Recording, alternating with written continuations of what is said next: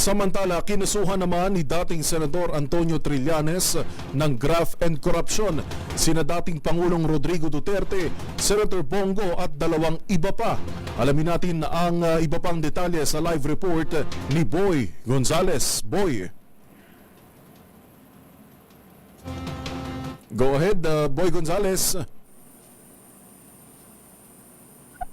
Yuel, naghain ng reklamo plunder si dating Senador Antonio Trillanes Deport sa DOJ o Department of Justice sa maanumanyang pagbibigay ng kontrata sa tatay at kapatid ni Senador Christopher Lawrence Bongo. Sa 30 pahinang reklamo ni Trillanes dahil sinumiti sa DOJ kanina, sinabi niya na 184 na kontrata ang ibinigay ng nakalipas na administrasyon kina Desiderio Lindo at Alfredo Armero Go, ang tatay at kapatid ng senador.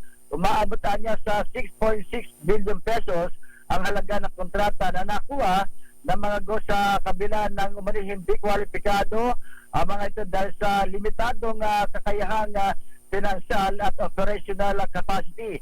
Bukod pa ito sa kabiguang matapos ng kumpanya na magamang Go ang hinawakan nilang mga proyekto. Pakinggan natin si dating Senador Antonio Trillanes.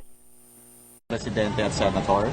Lahat po yon ay inaward sa pamilya. No? The way the plunder is defined by law, pagka nakinabang ka at ang pamilya mo ng ill-gotten wealth. Kasi ito, ginamit nila yung kanilang posisyon, authority at influence para mabigay at makorner yung mga proyekto.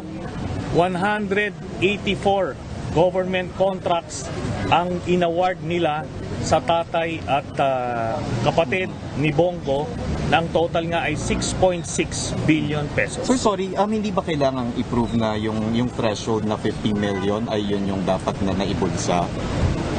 Sobra-sobra ito, no? Sinabi pa ni Trillanes na posibleng madamay rin ang ibang malalaking kumpanya na kasama ng mga Go.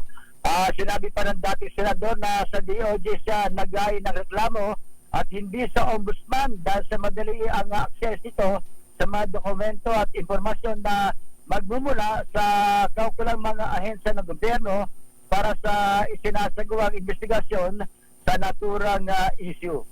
Para sa NBC TV Network News, ito si Boy Gonzales. Sama-sama tayo, Pilipino. Maraming salamat, Boy Gonzales.